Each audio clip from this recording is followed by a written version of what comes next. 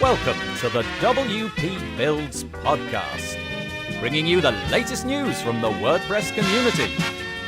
Now, welcome your hosts, David Wormsley and Nathan Wrigley. Hello and welcome to the WP Builds podcast once again. This is episode 88, entitled Lightning Fast Static WordPress Hosting with Daniel Olson. It was published on the 9th of August 2018. My name's Nathan Wrigley from pictureandword.co.uk, a small web development agency based in the north of England, and I'll be joined by David Wormsley from davidwormsley.com so that we can have our usual top and tail discussion.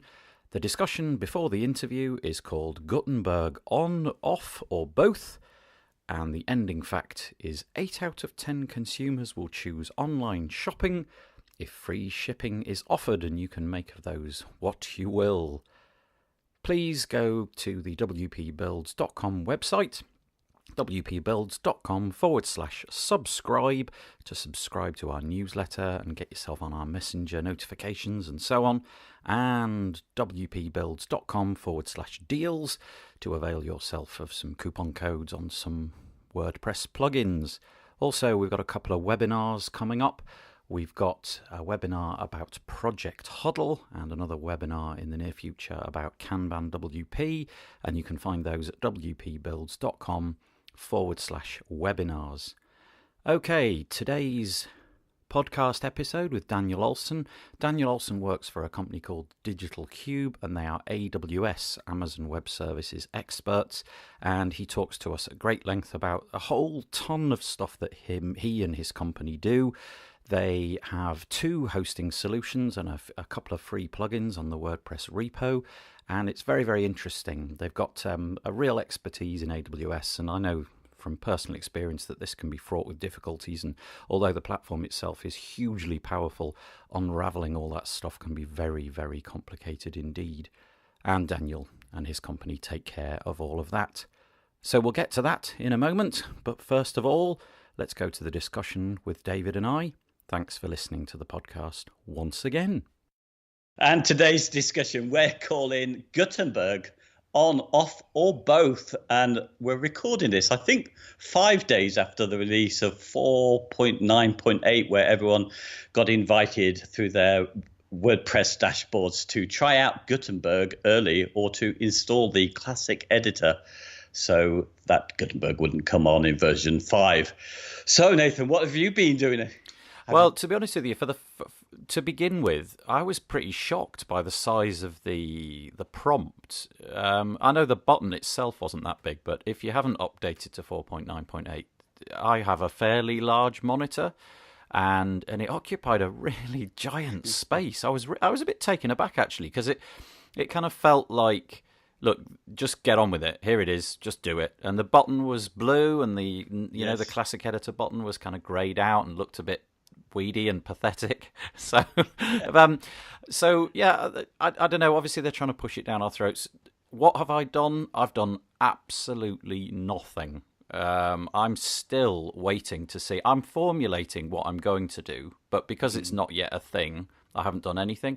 One thing to say, and I said it in the news, is that if you haven't got this installed on a website, only the admin user roles will get this prompt. So if you're like me and you don't give your clients admin user roles and permissions, they won't see this. But if you have installed Gutenberg for one reason or another, I think it's visible, this kind of pop-up, if you like, it's in the dashboard, to contributor and above. So perhaps you don't need to worry about it just yet, which is the approach I'm taking. I'm not worrying about it. What about you? Well, I've gone around. See, I've had a bit of a plan for a while, which is not like me, but I have informed the clients about Gutenberg. So I hinted what it is, and then about 2 months ago, knowing that it was going to be coming soon, I said I was going to switch it off by default unless they told me otherwise, just for the testing. And then I didn't know at that point that this option to be able to try it out was going to come, where you could install the classic editor. So what I've done, just ahead of my monthly report to everybody, I've gone round and I thought about it a lot this time, but I did what I said I was going to do, and I've installed the classic editor, so they're not going to get it. And I've told them how they could try it out if they wanted to. But I thought about it, and I thought about each and every one of them and whether they could use it at the moment. Let me guess how many replies you got to that email, though, asking them their opinion on Gutenberg. Let me guess the answer is less than one. Correct. But the most interesting thing, and the most it's really shocked me, because my folks are not that interested, but 2 of them had already gone in and installed the classic editor. Oh, what? I know. And they didn't reply to you? No, nobody said a word about that. They'd already gone in and installed the classic editor, and I was really surprised. I haven't had a word about that, but I wonder why. I mean, presumably they're following WordPress. Because, I mean, that's the thing, isn't it? We're in some kind of bubble, and we forget that this Gutenberg thing, which is tremendously important to all of us, if I was to speak to just anybody apart from you and the people in the WP Builds group and, WordCamps and all of that, they would say, what? Because it's of no consequence. So I'm really surprised, but you've got 2 users there who are obviously a bit more into WordPress than you thought. Yeah, or they just picked up on what I'd communicated earlier, that, just to save ourselves any hassle, we'll wait until we know what it is. Because if there was a benefit for them, I would say, encourage them. But there's a learning curve with it. So that was one of the points I made.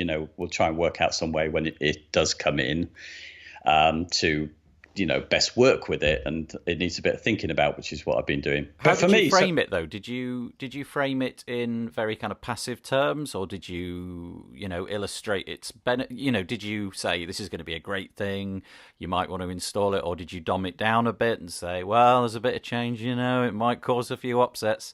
How did you pitch it? No, I've been very neutral when it comes to clients, which is the very opposite of what I am when we talk. Right. And I wander around the Facebook groups and stuff. So, yeah, then you get my true feelings. But no, for them, I've kept it fairly neutral, because I just don't think they should inherit my problems and anxieties. So I keep it fairly neutral about what I think might be practical. Can you see any real benefit? So let's go for the off argument first. Can you see any reason why it shouldn't be off? Why on earth would an existing client, let's say somebody that's been with you for a period of time and has clearly got into creating posts or creating pages and so on and so forth, is there any benefit in switching it on, honestly, that you know of?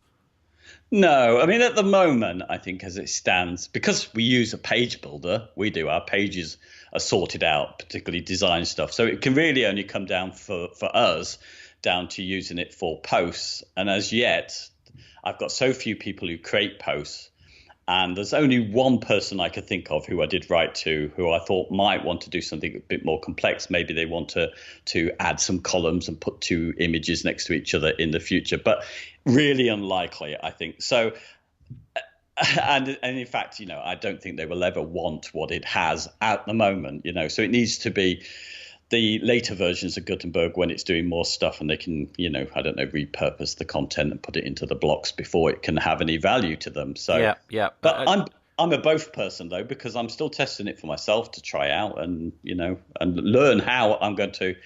The thing I need to do is to find a way of being able to show people how to use this entirely new, almost page builder like interface when they've already got a page builder interface. Yeah. Do you think that we're in a fairly, well, I suppose it's a growing minority of people using page builders where, it feels like Gutenberg is, I don't want to be offensive, but it's not as complex as page builders, let's say, and it can't do as many things as well, if you like. Yeah.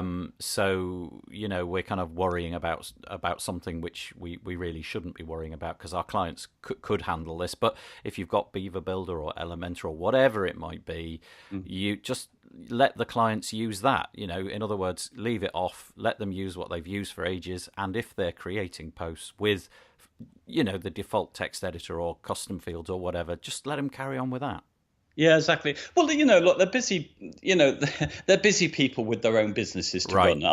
They didn't choose WordPress in my case. They chose us, and we gave them WordPress and convinced them it was good. So, I don't think we can chuck something that might impede their ability to do something without warning. And we have to wait until they're ready to be trained to deal with that. That's how I see it. So I would be really annoyed if I woke up to do the usual thing I had to do, my chore or something, of adding something to my website, and discovered that it all looked different. So that's the issue, isn't it, for those people who are not involved with WordPress? Well, I guess it's the potential, A, to be confused and muddled when you go in and see this new editor for the first time. What? How do I even interact with this?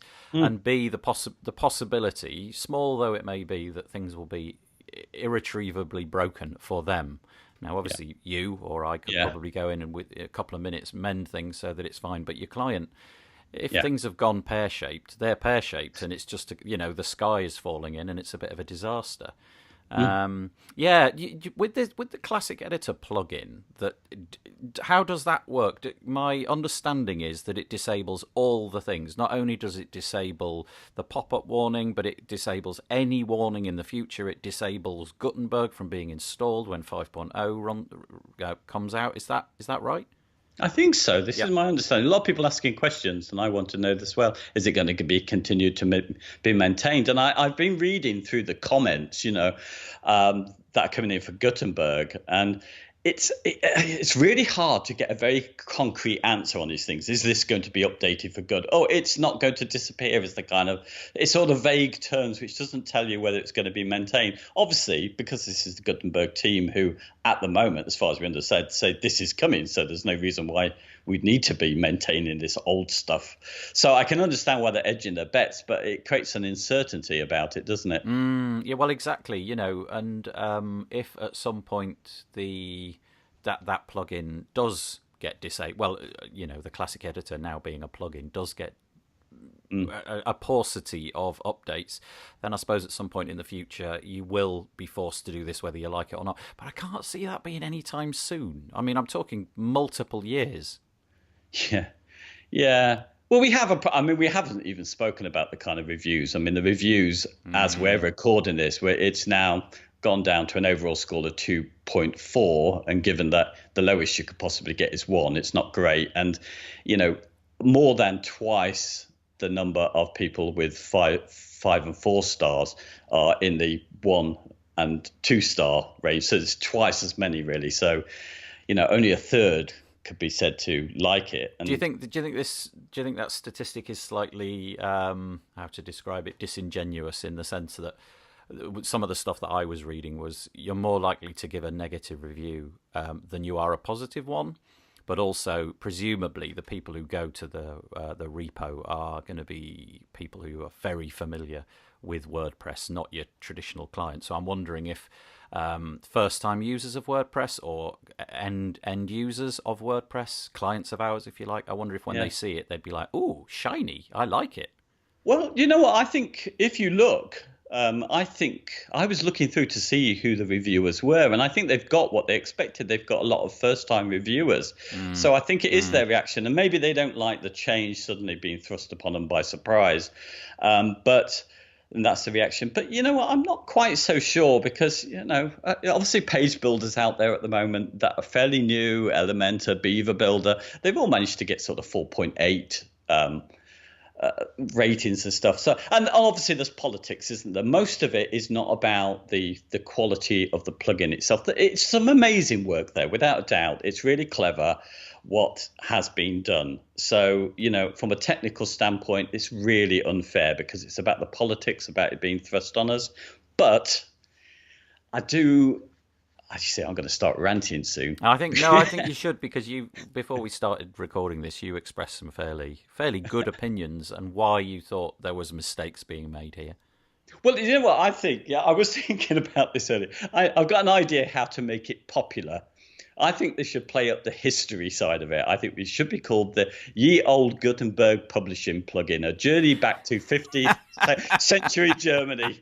Get your wooden blocks, put them in a line. Exactly. Perfect plugin for pampered emoji-loving brats of the 21st century who think publishing is simply typing freely and clicking save. No, but you have an opinion that this is okay, I'm going to be cagey now. The way this has been handled is causing the angst and the friction. It's not the technical side of it, as you said. It's very good. It's the way it's been handled, and let's use the word thrust upon us.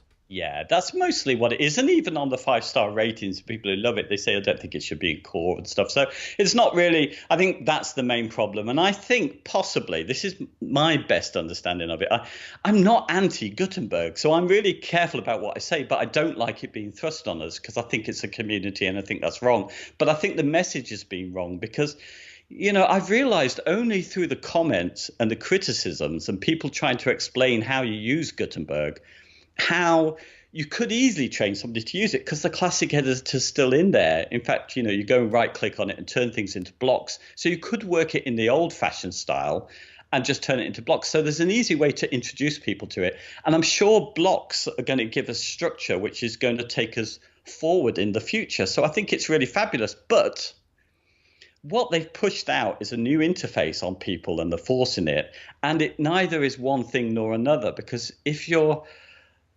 somebody who needs to write blog posts, you're a writer. So the perfect UI for you is generally something like Word or Google Docs. Mm-hmm. So they've broken that by introducing blocks, even though you could ignore it, but no one's told you this. And then if you're a page builder fan and you want to see, true WYSIWYG, where all your styling and all of your layouts can be seen from the front as it is, it's neither that either for when you're in design page mode. Yeah. So unfortunately, no one can see the benefits of either of it. But if they just made it a lot easier to explain how it's not such a departure and how this could really develop things for the future, as long as you don't get worried about what is there. But I think they've gone too far on all the clever stuff that's in there. So everybody thinks, this is all too much and blocks is too much to me. I just want to write my bloody blog post. I don't want to go back to 15th century Germany where I have to manually move these things around all over. It's taxing, it's tedious. And, you need more skills than just writing skills. And previously you didn't. You came up with a really nice way of educating. Now, maybe there is already in train a series of, brilliant educational videos that are going to ship with 5.0 explaining the transition. But I did like your technique of duplicating posts, if you like, and then converting them. Go through that, because that could be a nice way to get your clients on board. Yeah, well, it was just really from one of the comments. I just thought, this is a great way. So I went back to some of my old posts and I just converted those into blocks. And I thought, now I understand. It's my content that I put in. And I just thought, that's all you need is the main, because the classic text editor, I think they're calling, is basically your tiny MCE still in there. The guys who are behind that are still part of this project, aren't they? So I think this hasn't been played up enough. And that's, I think, of course, I'm now thinking about how I will deal with this in all circumstances, because, of course, there's a whole wave of us who are trying to keep people even away from that, aren't they? Where we're using custom fields instead. And we want them just to, and there's the big problem with it all, isn't it? It's really because I think Matt Mullenweg has communicated that it's about dealing with the threat that's coming from Wix and Squarespace, that's been the mission behind it. Unfortunately, I think, we've seen lots of people come into WordPress just to get hold of things like Beaver Builder and Elementor and more of those. So it feels like the reason that is given everybody is no longer there. In fact, his reason is now a threat to the thing that seems to be saving WordPress. Yeah, it's interesting. I mean, the WordPress team have focused for such a long time on stability and backwards compatibility. As we all know, I was a big fan of Drupal for years, and eventually that's what killed it for me, was the massive upheaval between point releases, so 5 to 6, 6 to 7, and so on. But that community is resilient, and they know that this big change is coming, and you've got to upskill yourself. And they do a fairly good job of a very good job of explaining what's coming, so that at the point where it arrives, you're fully aware of what you ought to have learned. And there's an awful lot of, pre-release releases that you can play with, and also they support the previous version of Drupal. So they always support two versions, the current one and the previous one. So in this case, there would be full support for 7 and full support for 8. And when Drupal 9 comes along, they'll support 8 and 9. In other words, you've got like a 2 or 3 year window to get your clients and everything up and running again. WordPress doesn't really have that. So I kind of wonder if the problem here is one of not quite understanding, I think you called it conflict or change management. Yeah. I think that is, they don't understand that. I mean, I can hear a lot of people saying, and there's a truth in it, isn't there, that people are resistant to change, but I don't think it's very true. As I was saying to you before, I've not met anybody who's got into WordPress who hasn't wanted to install many themes and plugins and play around and try something new. It's just simply not the case when you get into that mindset.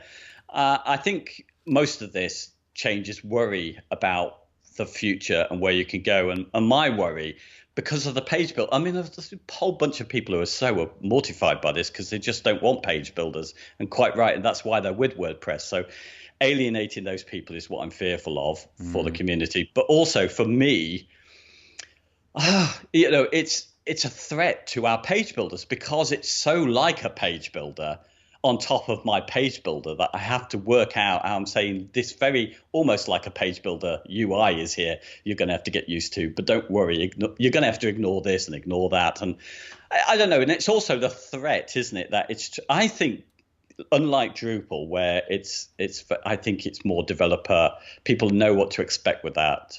With Drupal, it's more serious in that way. WordPress wasn't even meant to be what it is now, the CMS it is for building. It was meant to be a blogging platform, and it's grown because of its simplicity, which is what we're removing. And it's grown because it's done so little to the core that everybody can build on it and build businesses around it. And I think, I think the solution has already happened. The ecosystem is building those solutions to combat Wix and Weebly Squarespace. So it's in competition with them. That's what I feel. Yeah, really interesting. I mean, so getting back to the original question then, David, off, or both? Yeah, well, it's both for me because I'm all in WordPress. I love it, and I'm sure this isn't the disaster. I'm sure there's going to be great stuff to come out of it. So I want to be playing around with it like anybody else. I just think, don't force it on me. Yeah. Oh, I don't know. I'm going for off at the minute until I've had more of a chance to play with it, until however long it takes for 5 to come around. So, yeah, interesting chat. We should probably knock it on the head there because we're approaching about 20 minutes. So, as always, we've achieved nothing, but we've talked around something. So, we should go to the interview. Hello there. Welcome to the interview part of the podcast. I'm glad that you've stayed this far. Today, we've got Daniel Olson all the way from Philadelphia in the USA. Hello, Daniel. Hey, how are you? I'm good. It's really, whenever we do these interviews, it always occurs to me that basically me and Daniel have spoken for about an hour already. So we've had had quite a good chatter, and yet we always have this pretense that we're just talking for the first time. But hello for the benefit of the show. I just picked up my telephone. How are you? I don't know what you're on about. You're speaking to somebody else. This is going to be really interesting, and we genuinely have no idea where this is going to go because there's an awful lot to say because of the nature of what Daniel has been doing recently.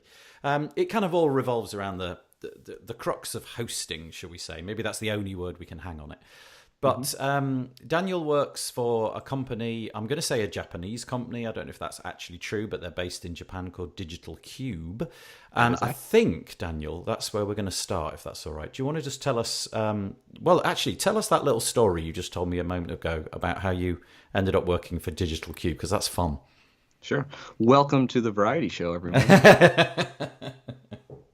So, my name is Daniel Olson. I live in Philadelphia, and I'm a WordPress developer. I've been working with WordPress for about, 10 years, 8 years, longer than, a lot, the longest thing I've ever done. But the way I met Digital Cube was I was working at a branding agency, so doing, the web portion of design projects, and I was invited to WordCamp. My first WordCamp in Philly. It was the first WordCamp US, and it was only 2 blocks from my office. So I said, hey, why not? It's a paid day of work. It's only $40 to go. It seems like a fun time. They have free food, free barbecue. So, of course, I want to go. And I head over to the conference. It's packed, way bigger than I expected. And in the sponsor hall, there was this booth, and all the branding on the booth was all Amazon Web Services related. And at the time, my work was really focused on like infrastructure and building really large sites for universities or hospitals. And the work that I was doing was more server side. And seeing this Amazon branded booth at a WordPress conference really piqued my interest because I was using AWS at the time. So I go over, introduce myself, and there was a lot of people at their booth, but I could tell they didn't really understand what the service they were selling, what was their offering. But I saw clearly it was an Amazon hosting product for WordPress, and there was all the keywords that got me really excited, like HHVM and the introduction of PHP 7 when that was first coming out. Mm-hmm. And I took a chance and I said, hey, let me interview you guys. And it was the first time I ever interviewed someone. I just wanted to introduce myself, pick a way to learn a little bit more about them. And I did my quick interview on the spot, and I said, hey, let's go grab a beer. And that turned into a several year-long relationship. I ended up joining the company shortly after. I loved working with these guys, but yeah, they are based in Japan. Mm-hmm. I joined the team a little over a year ago, but I've actually been working with them for the past, 3 years. First as a client, building, working on the branding projects, and then moving over to the company itself. Okay. We should probably say the way that you get to Digital Cube is Digital Cube, all as one word, .jp. And then if you click on the main menu, there's a button called Solutions. And I think really this is the way we're going to frame this conversation. We're going to talk about these solutions, of which, just scrolling through, there's half a dozen or so. There's quite a few. Yeah, there are quite a few. Largely, as you said, there's a definite connection between this company and Amazon Web Services, which, I mean, you presumably, if you listen to this podcast, you know what that means. Mm-hmm. But do you want to tell us about how they got started doing their stuff? And I'm talking specifically about this Aminoto product which is featured right at the very top.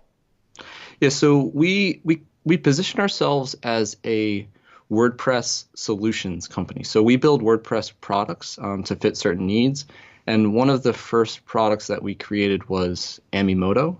And Aminoto is a WordPress hosting product, and it's built within AWS. Uses all the different AWS products to kind of leverage anything from small single instance hosting, whether you have a blog or just a brochure website or business website, all the way up to sites that can get millions of hits per day, such as if you have a site like the New York Times, we actually host Japan Times. And if they need lots of servers that scale, if they need automation that can deliver performance in any region, we build the products to deliver your content to users at like low latency. And we do that through AWS, all the different offerings and products that AWS has. And it started out as we kind of have a split between our team. It's really half WordPress developers and half AWS engineers. So using that knowledge together, they can leverage the tools that AWS has to offer with how WordPress works. So, all right, WordPress works really great in this particular way. How do we leverage that feature using Amazon? And we find ways to kind of fill those gaps in to deliver the performance and do all the things that we want to do hosting-wise, but specifically on AWS for WordPress. I occasionally find myself in the AWS console, and not very often, maybe once every 6 months I go in. And every single time I go in, there's this button, I can't remember what it's called, Services or something like that, and you click on it, and this gigantic menu, which has just got bigger and bigger over the years. And actually, I've got a fairly big monitor with fairly decent resolution, and it's never big enough. Completely fills, and then some, my monitor. Yep. So I'm guessing there's like 100-ish services that they offer. Yes. Most of them have names which don't mean anything. Well, they do, if you know what they mean. But, they have peculiar names. That's the sort of the route that they've gone down. And I don't really understand what they're doing. So, in a sense, is that what Aminoto is? You figure out the parts of that complicated AWS puzzle which WordPress could possibly use. And if I was to sign up to Aminoto, you would just sort of do that stuff for me. Yeah, so a lot of those services come into play, and there's no shortage of them from AWS. But there are a couple key components that we use on a regular basis for every hosting product or every site that we host with us. But there's certain, if you're an enterprise level client or you run a custom plan with us, that's we do a lot of that for customers. If they need a particular feature or service that AWS has to offer that's not in our standard plan. The great thing about Amazon is we can add that to our stack. We can build that into our configuration very easily. So if there's a particular need, we can leverage everything that AWS has to offer. But for most customers, there's a suite of products that they have that go into every plan or every package that we offer to customers. Now, there's an awful lot of complexity in there, and presumably there's a sort of certain use case. What would be the sort of like the 10,000 mile overview? What kind of site benefits best? I mean, you've obviously mentioned the Japan Times, and it features quite heavily on the amimoto-ami.com website. Is there any people that you turn away? You just sort of say this isn't suitable, or absolutely you should look into Aminoto? What's the feel of that site? No, I wouldn't say we turn anyone away. There's particular cases where Aminoto is a really great use case, a really great product for certain sites. If you have a WooCommerce site, if you have a high traffic site like Japan Times, we deliver products specifically for those needs. So we have a stack that is built just for WooCommerce to leverage the things that WooCommerce needs to deliver those particular settings. If there is a high traffic site like Japan Times, we have stack for that. Or if you have a small blog that let's say you're a boutique hotel and you have a booking site, you might get a lot of traffic. There might be peaks. Let's say there's a conference in your city. Those things are great for Aminoto as well, but they're at a much lower cost than what Japan Times might need.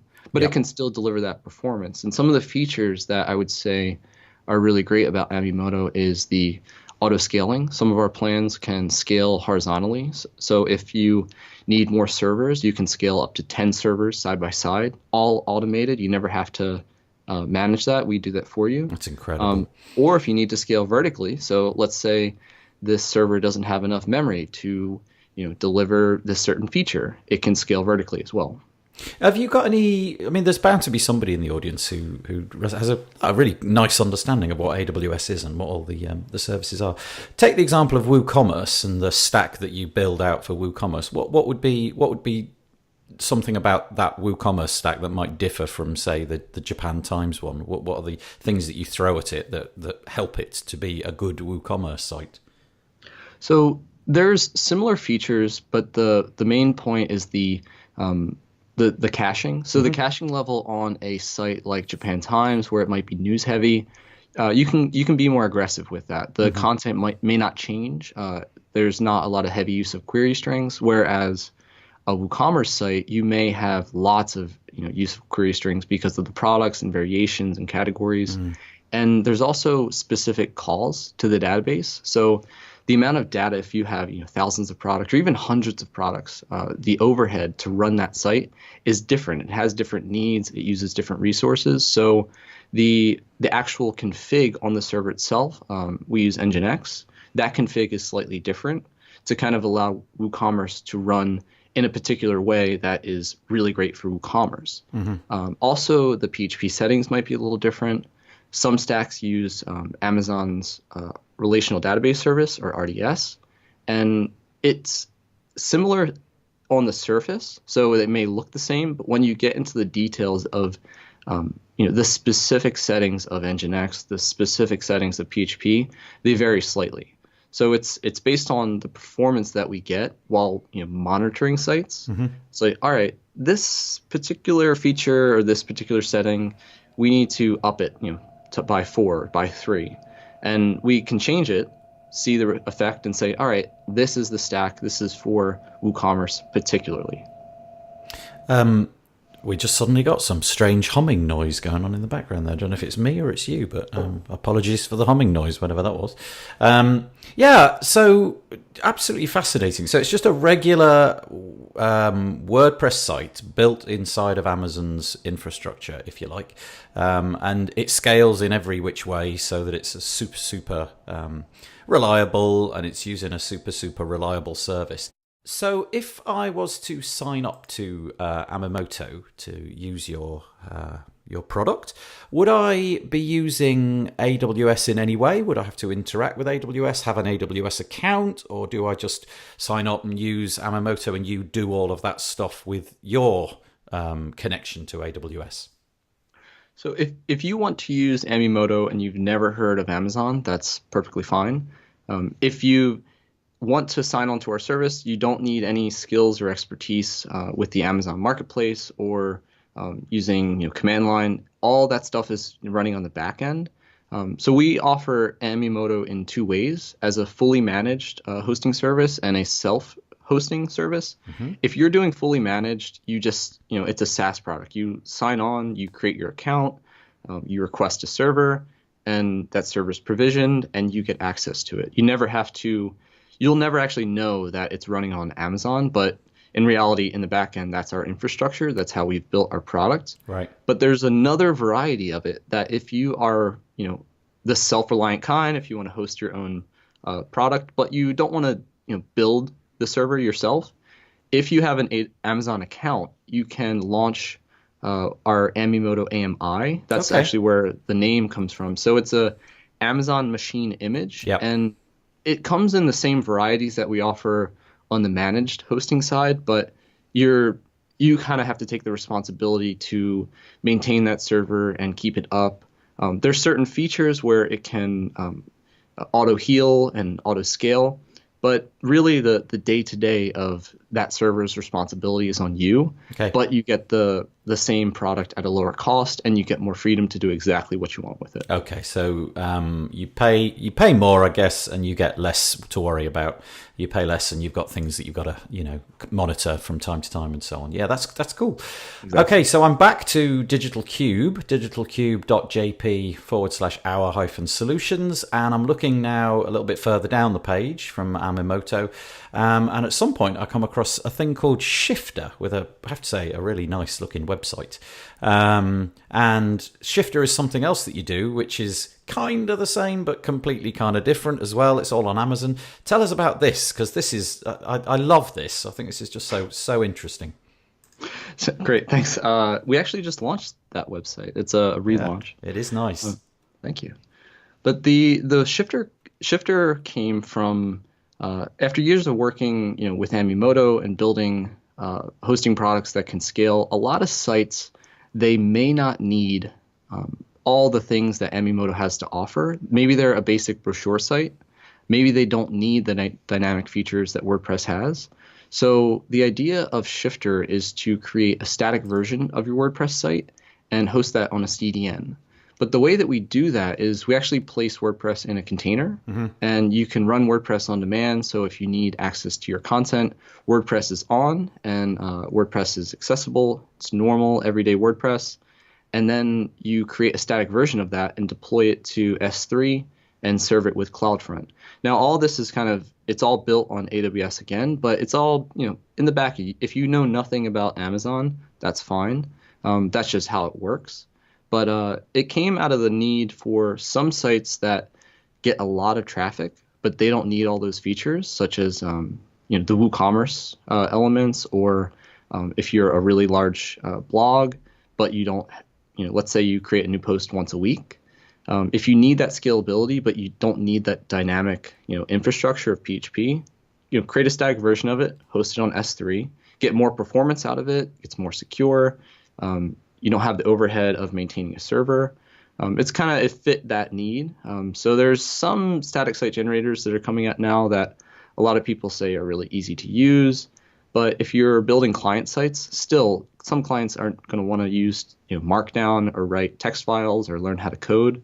So WordPress is still a great tool for that, but how we actually deliver that content hasn't really changed much. Yeah. So while WordPress has kind of gone through this evolution of, page builders are a lot better today, a lot more people are using WordPress. The adoption of WordPress is still growing, but how we deliver that site, since the past 10 years hasn't really changed. It's still PHP, it's still MySQL, all the same varieties that hosting has to offer. It's the same old stuff.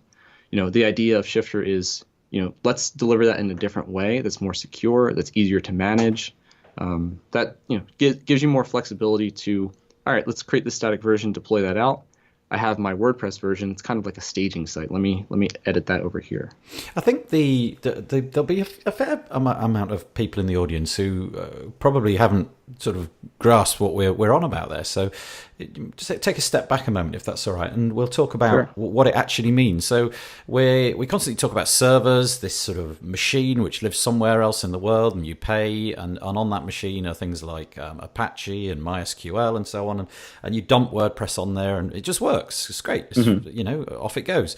But you've got a completely different take on that. You've got WordPress, but you've got WordPress somewhere else.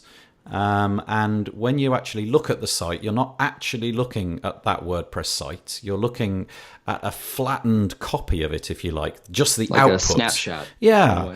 So in a sense, you've taken a picture, if you like, of the HTML that's output when WordPress generated that page and just saved it over here somewhere.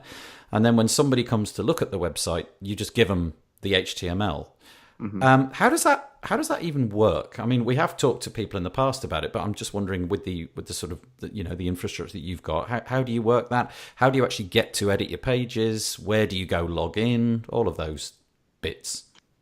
Well, I think it starts the idea is just the WordPress hosting environment is WordPress is an application, so it needs certain things to run, and those are being MySQL, it needs PHP, it needs some sort of internet gateway like Nginx or Apache. Those things are required. You can't replace those. So in whatever hosting environment, whatever capacity, those elements need to be there, but they are always on. So they're processes that are running on a server that if any one of those fail, the WordPress site goes down. And any WordPress site that you visit that's on a hosting server, whether it's managed or whether it's a shared server, any environment's going to have those elements. But the difference is that some sites don't always need those things running. For example, if you are delivering a basic brochure site, PHP is there to process that page and basically process the content. MySQL's there to get stuff from the database.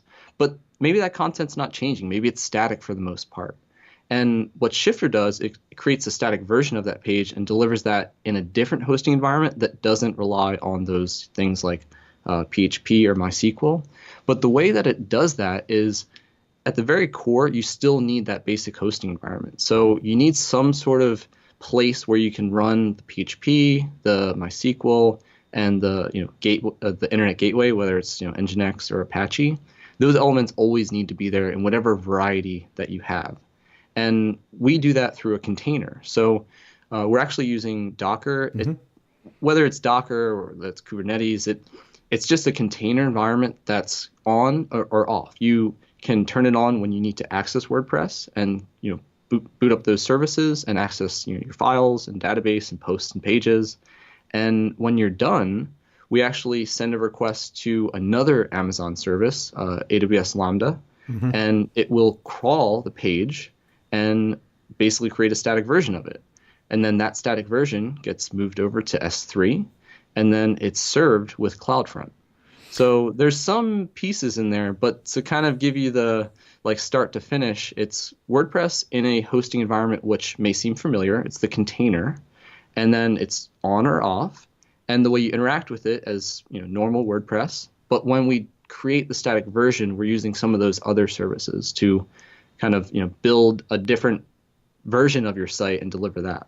So okay, that's great. Understood. What's the what's the point of going through all those hoops? Why would somebody want to do that? I mean, I think we all are going to have worked out what the answer is, but nevertheless, it's probably good to know. Well, there's a lot going on under the surface, but the important thing is to know that you don't have to manage any of that. That's all happening in the back end. And if you don't know anything about Amazon, if you don't know anything about those other services, that's perfectly fine. But the process to which you host the static site in this container, you can turn it on and off. The benefit of that is you now have two environments. You have what may be your staging environment. So let's say you're a blog and you power up your container. Yes, there's features like draft posts and schedule posts, but you are all in on this one install. So if you're the hottest thing on this landing page and you get a ton of traffic, that's all coming directly at your site. Now, whether you have a caching plugin or whether you have security plugins, you have one point of failure. You still have that point of origin, which your WordPress install is running on that particular server. So if you're able to separate those two elements, you can give a place where your site viewers can view your site as a static HTML file that can scale, quote unquote, infinitely. However much, resources that your CDN can provide you with. And then you can run your WordPress site. The thing that is actually that you care about that's precious is in a different environment that's only for you. That's for site admins or site authors. And you kind of separate the two. Do customers or my readers need access to my WordPress install? No. So let's separate that environment. I can have a place where I can work. I can publish my content to this other source. They can view it there where it's really fast and managed, and I don't have to worry about the speed or infrastructure. And then I have a place where I can worry about the things that I need to worry about. And presumably, because it's just a Docker container with a regular WordPress install, if at some point you wanted to go elsewhere, you can just export all of that stuff in the normal way, and it's just normal WordPress?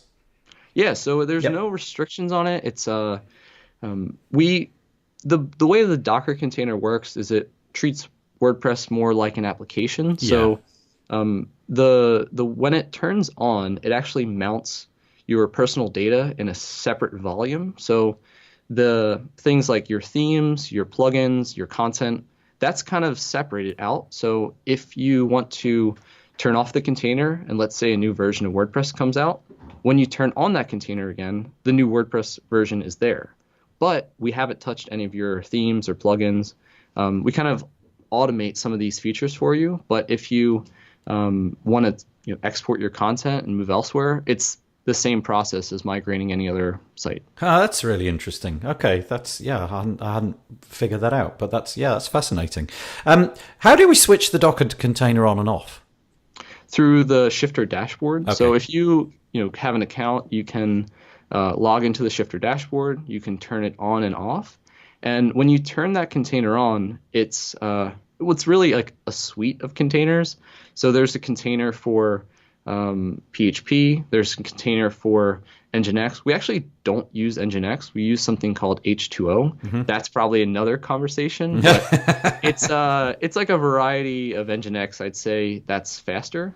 And the database service actually is not MySQL. It's not running on the container itself. We use another Amazon service called Amazon Aurora. So when you turn that container on, it kind of snaps together all these blocks, and it gives you a WordPress install that's accessible that you would expect to find anywhere else. It's really fast. It has all the features that you need. But when you turn it off, they kind of all fade away, and your data's in a safe place. The WordPress container evaporates, and you're back to nothing. Yeah. It all sounds like an amazingly fantastic, certainly from a technological point of view, and I love geeking out on this stuff. It sounds like a really fun jigsaw to build. But as we know, jigsaws, you lose the odd bit, don't you? Were there any bits along the way that proved challenging in order to make this shifter, the whole thing glue together? You go into the dashboard, you press the Docker button or whatever it's called, and all of these things go on and snap together as you've described. How hard was that to actually put together? That's a good question. And there was a moment where we first, when you're building a product or building anything, there's always the version that you built first, and then that kind of works. It gets the job done. And then there's this moment where you're like, all right, there's a better way to do this. And that moment for us was when we first built Shifter, it was kind of just proof of concept. All right, we can use AWS and we can use this approach to hosting WordPress in a container. It can turn on and off. We can use Lambda to generate those static versions. But the actual management side of WordPress was the key. That was the hardest part for us when we first started. And what we were doing in the beginning was we were providing a container where you could install WordPress and it was all lumped into one package. So the traditional, what you would download from WordPress.org. Okay. And all of your data, all the personal data was kind of mixed in with WordPress core itself. Right. Now, WordPress core, there's different versions that come out. That really has nothing to do with your personal data, like your themes, whatever particular plugins, whatever uploads or content that you're using. No, that's a separate element. So when you move or migrate a site, you don't move WordPress core. You don't need that. That's something that you can just download off the .org site.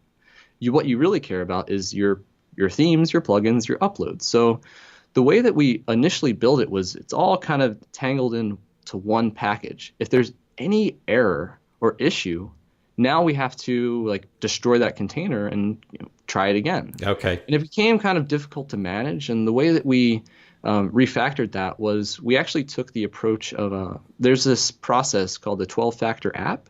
And it's this way to build something that is you can follow these steps and it's more secure. It's easier to work with a team. It's easier to refactor. So one of the great WordPress projects that I love is Roots. Are you familiar with the Roots project? Not a lot. I've heard of it, but that's about it.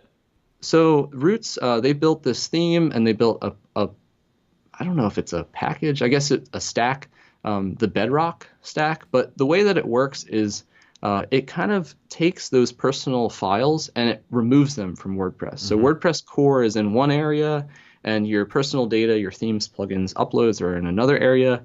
And it kind of snaps them together as needed.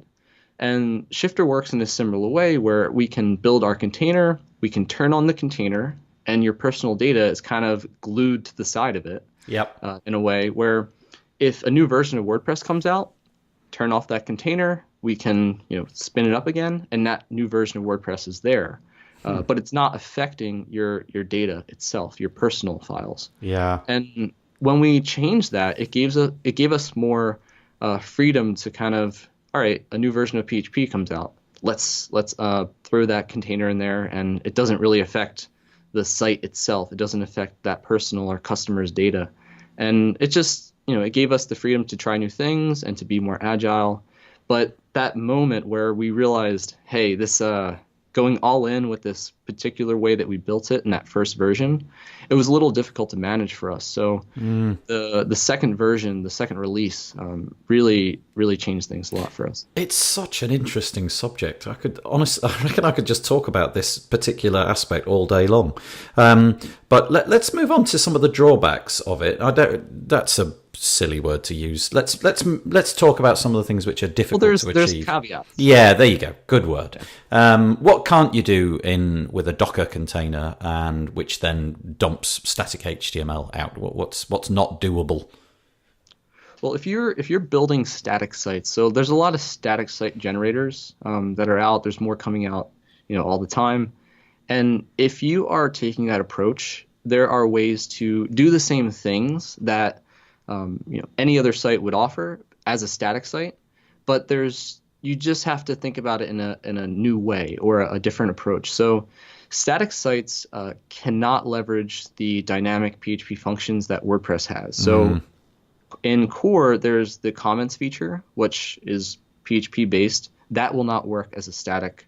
If you build a static version of your site, you have to kind of shim those features with plugins like Discuss, or you have to shim those features with other plugins to kind of rewrite or change particular parts of code that WordPress depends on PHP for, that you can just swap out for a JavaScript-based version or an API version. Yep. You don't have to rewrite those parts entirely. You just have to figure out, all right, what are the key points in which this feature uses PHP.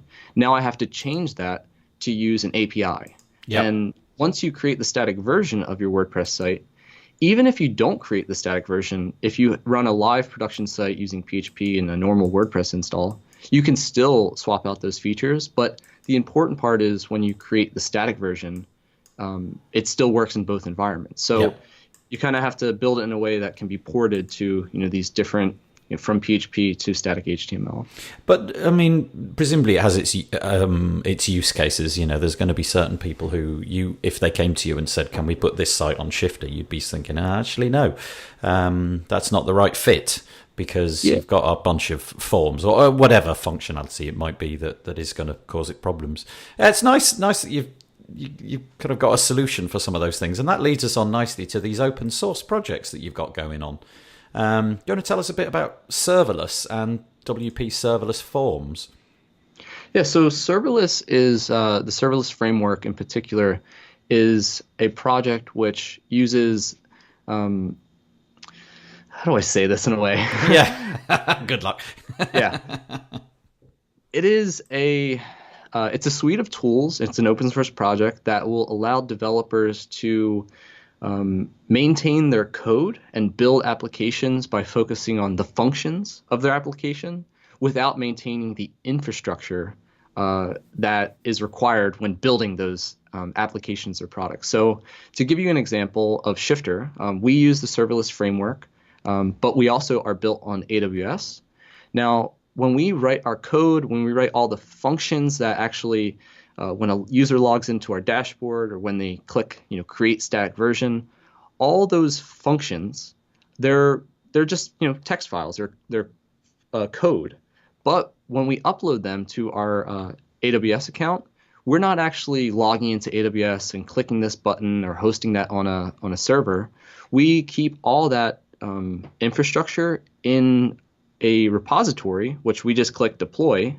And the serverless framework takes all our little bits of code and puts it up in the cloud and manages it for us. So we never have to interact with our cloud provider, which is AWS, at all. We never really have to log into it. We just have to maintain our code base. We have to worry about the functions. Does this function work? Is it written in a particular way that, is it really fast? Like those things we have to worry about. But the serverless framework allows us to upload all of our entire product through command line, and it manages the infrastructure for us. But we just have to worry about on our code base. So WP Serverless Forms, which is on the WordPress.org repo, is a use of the serverless framework, and in this case, am I right in saying it's leveraging Contact Form 7 so that you don't need, like you said earlier, all of these services switched on your server, but you can still get forms to work? Yeah, so that particular plugin, it doesn't use the serverless framework, but it uses this idea of Jamstack. Okay. So the idea of Jamstack it stands for JavaScript, APIs, and Markup. And it's a way to build a feature or a function that doesn't require dependencies like PHP. So JavaScript works in almost any environment. So if you are writing something that uses JavaScript and it leverages an API, it can work on your local machine, it can work on a traditional hosting platform, or it could work in a CDN. So what the Serverless Forms plugin, the WP Serverless Forms plugin that we built, does is it takes the particular feature that Contact Form 7 uses to send the data. So when you hit submit, it collects the form data and processes it with PHP and uses the PHP mail function to send that email out. Yep. Now, if you are running, SMTP server or a different HTTP endpoint like plugin where it's sending it somewhere else, it still needs to process that data with PHP. But what we have done with this plugin is it will swap out the action of the plugin, so it doesn't call the PHP function anymore. It actually collects that data in the form when a user hits submit, and it will send it to an endpoint of your choice. So if you're using, there's a service, Basin or FormKeep or any one of these third-party contact form services that you can send data to, it will collect that data for you, and you can manage it at that service. So if you just want it to store there, that's fine. If you want it to trigger a if this then that and send it to a Google Doc, you can do that, or send it to Slack. It's really just an API that collects data, and you can do whatever you want with it. And while it might seem complicated, these services, if you know nothing about coding, if you never touch command line in your life, you don't need to do any of that. Just you sign up for an account. It's like creating a new Gmail address, and you install the plugin, and that's really it. That's all you have to do. But if you are not tied to one particular service, the WP Serverless Forms plugin gives you the option to kind of put different services in there. You're not tied to one. So Shifter doesn't manage your data. We're not keeping any of your data. It's an open source plugin. So if you want to contribute to it, if you have an idea to improve it, that's an option too. We won't say at this point the words GDPR. Damn. You've got all these fabulous products, you've got Shifter and Aminoto, and actually go to the website. There's a whole bunch more that we simply don't have time to talk about. So let's take Shifter as an example. It's a technology. You had to build it. There was a lot of things cropping up along the way. Finally, it works. Great. We're happy with this. The tool is functioning. How much more work is there to do on something like this? Do you have a roadmap? Is it just tweaking it to make it so that it constantly performs with changes that AWS might make, or do you have a roadmap for features that you're going to add in over time? Oh boy, do we have a roadmap! Ooh. Yeah. So the proof of concept and the kind of first version that we spoke about a minute ago, that really just kind of set the stage for us building, what's currently available today, Shifter version 2. And there are features we're always talking with customers. And if you go onto the website and you have a support question or a chat, most likely I am the one that responds first. So I'm constantly talking to customers, and if they have an issue, hey, I'll be straight up. We don't have this feature yet, but is it something that you would enjoy? And I'll bring it back to the team and we'll talk about it. And there's really nothing off the table as far as like what we could work on next. And our roadmap is really driven by what customers want. So if there's a particular need, or we find a particular thing that we're not happy with personally, like because we are customers ourselves, we use these products. And if there's a feature that doesn't work, we rebuild it. We find ways to improve it.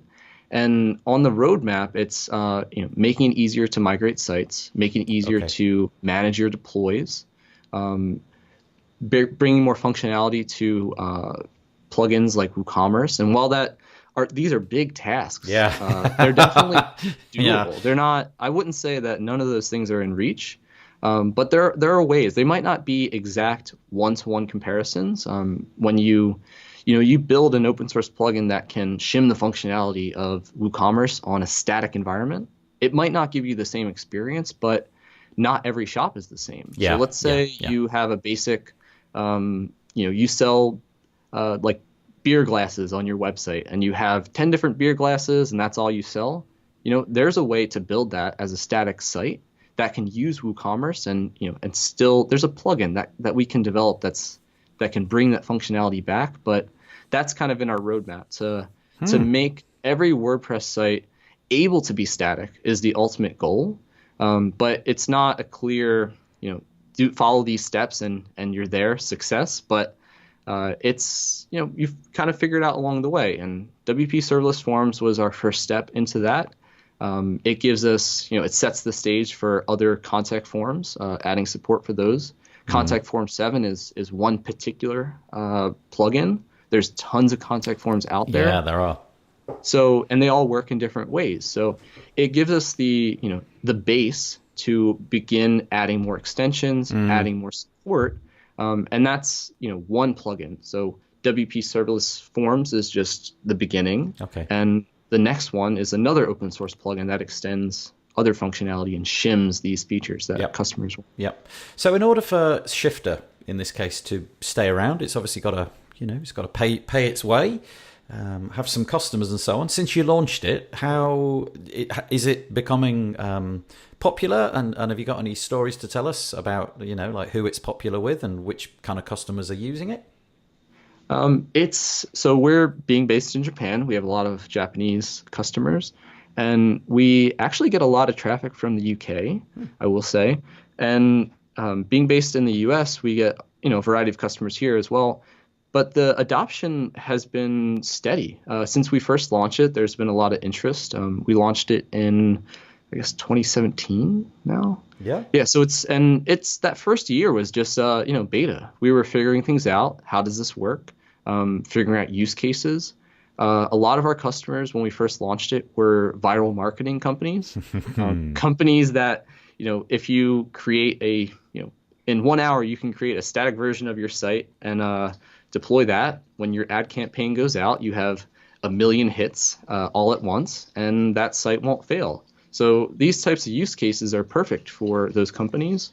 But there's other ones out there. If you have a brochure site where maybe you work for a client that is kind of an absentee client and you don't want to deal with this site if it goes down, create a static version of it. Yep. And you never have to get that phone call in the middle of the day and say, hey, why is my site slow? Why is my site down? That's a really compelling argument. Just that last sentence, that's really compelling. I like that. So the thing, it's when I was building sites for clients, there's always this kind of like, hey, what are you doing as a developer to make sure my site is safe, make sure it doesn't go down? And a lot of that kind of gets lumped into me as a developer. It's my responsibility, but there's other players in there. There's the hosting company. There's the subcontractor that built this particular feature. But the way it all boiled down, the way I thought about it was my job is if you never call me, then I've done my job well. I should give you all the tools that you need to manage this site. It should never fail. I have to put you in a place where your hosting provider is, respectable, responsible, resilient. And if I don't get that phone call in the middle of the night, then I've done my job. Yeah, nice. And yeah. It's with Shifter, if you are deploying your sites in this way, you have your site in a container and you're creating the static version. There's no reason that site should fail or peak or error out. So those calls, they should never happen. The only way it's going to not work is if Amazon or AWS goes down, and then frankly, if AWS goes down, we might as well just pack up and go home. Yeah. Because the internet is broken at that point. And I will say that it has happened. Yeah, it has. It has. Not that long ago, actually. Yeah.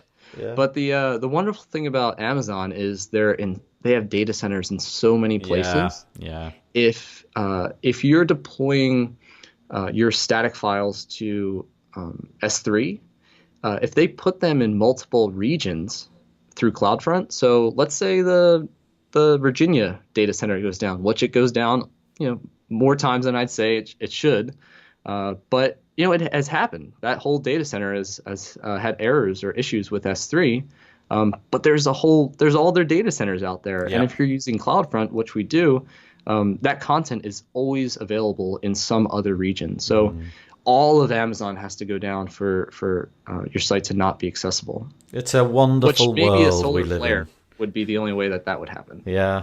It is, like I say, it's a wonderful world. There's an awful lot of interesting projects going on, especially in the WordPress community. This is just one fantastic example.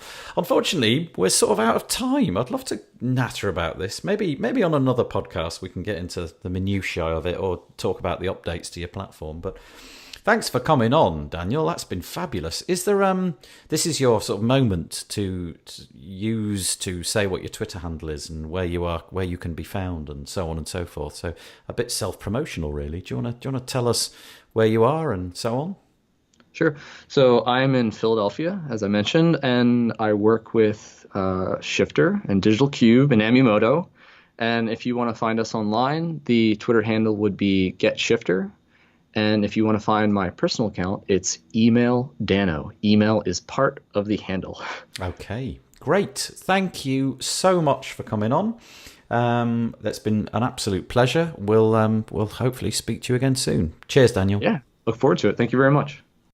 And today's ending facts comes from blog.sagapol.com. And they've got, I love this, the jaw-dropping 101 web design statistics of 2017. I think some of these have been updated as well. You should not ignore. Yeah, I mean, I have no more jaw now. It's literally on the floor. We are coming up against the same kind of articles here, aren't we? But this was quite new to me, and it makes sense. Number 34 was 8 out of 10 consumers will choose online shopping if free shipping is offered. I completely agree. I do that all the time. I search for free shipping. I just don't know what it is. If I can get the same thing but don't have to pay for the shipping. As an example, I bought a barbecue yesterday. No, well, a couple of days ago. And I hunted around until I got free shipping. I spent an inordinate amount of time. I could have been earning way more in that time than the shipping costs would have been. But I found one with free shipping, and so I used it. I totally agree. I think that's a massive e-commerce draw. Yeah, absolutely. I think it just simplifies the process, doesn't it? If you know that you don't have to calculate any of the cost through weight or something, there's no surprises at the very end. That's the point, isn't it? It's about the surprises, and I really don't like those. I hate to get to the cart and then realise, oh, £10? What? Really? Another £10? That's just misleading. Yes, that's the thing. Yeah, I had a shop and we did free shipping unless we had to ship abroad, really. Right. Yeah. And that's who... Yeah, totally makes sense to me. I agree. I pay for Amazon Prime just so that I can get the free next day delivery. Every single year I pay for this thing. I got hoodwinked into it at the beginning, and now I can't live without it, which is ridiculous, but that's true.